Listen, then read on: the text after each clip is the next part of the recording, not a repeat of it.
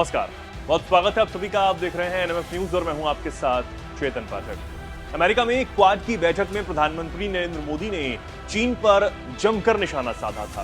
PM ने बिना नाम लिए चीन पर हमला बोलते हुए कहा कि क्वाड के नेता नियम आधारित अंतर्राष्ट्रीय व्यवस्था और संप्रभुता के सम्मान में खड़े हैं। वहीं अमेरिका ने भी इस दौरान चीन की बढ़ती ताकत पर चिंता जाहिर की थी। क्वाड सदस्य देशों के बीच कई बातों पर सहमति हुई। इसी सहमति से क्वाड सदस्य देशों के बीच अब 8 अक्टूबर से 18 अक्टूबर के बीच मालाबार युद्ध अभ्यास होने जा रहा है। यह नौसेना अभ्यास चीन की लाइफलाइन एनर्जी ट्रेड रूट यानी समुद्री रूट को प्रभावित करने के लिए होने वाला है। समुद्र में चीन अपनी दादागिरी चलाता आ रहा है और इसके लिए अमेरिका बेहद चिंतित है। लेकिन ये सब बात करके प्रधानमंत्री नरेंद्र मोदी वापस भारत लौटे ही थे कि उधर चीन ने 44 सालों के बाद डमी वॉरहेड के साथ इंटरकॉन्टिनेंटल बैलिस्टिक मिसाइल यानी आईसीबीएम का प्रशांत महासागर में परीक्षण कर लिया है।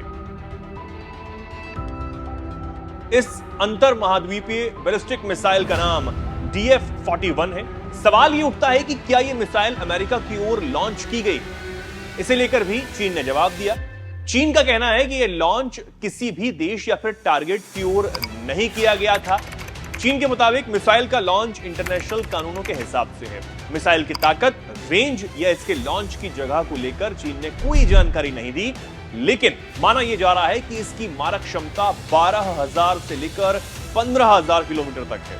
यह अमेरिका तक पहुंचने में सक्षम है, यानी चीन के टारगेट पर अमेरिका भी है। चीन के रक्षा मंत्रालय ने एक बयान में कहा, चीनी सेना के रॉकेट फोर्स ने 25 सितंबर को सुबह 8:44 पर प्रशांत महासागर में एक डमी हथियार ले जाते हुए एक आईसीबीएम लॉन्च किया है।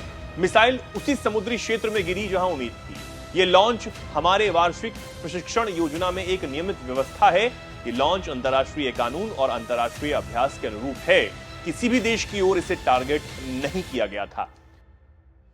CNN की एक रिपोर्ट के मुताबिक 1980 में चीन ने अपने पहले आईसीबीएम DF-5 का परीक्षण देश के उत्तर पश्चिम में जिक्वान सैटेलाइट लॉन्च सेंटर में दक्षिण प्रशांत में किया था, जिसमें 8,000 किलोमीटर यानी 5,000 मील से अधिक की दूरी तय की गई थी।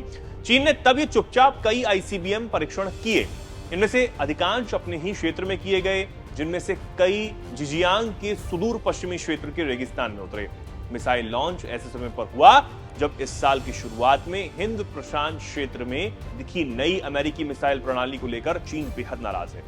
चीन के अधिकारियों ने इस हथियार के बारे में बार-बार शिकायत भी की है, जिसमें पिछले ही हफ्ते 2 बार शिकायत शामिल है। अमेरिकी सेना ने अप्रैल में पहली बार विदेश में मिसाइल सिस्टम तैनात करते हुए फिलीपींस में अपनी मिड रेंज कैपेबिलिटी MRC या टाइफून मिसाइल सिस्टम को तैनात कर दिया है। अमेरिकी अधिकारी इसे जापान में भी तैनात करने के लिए इच्छुक हैं।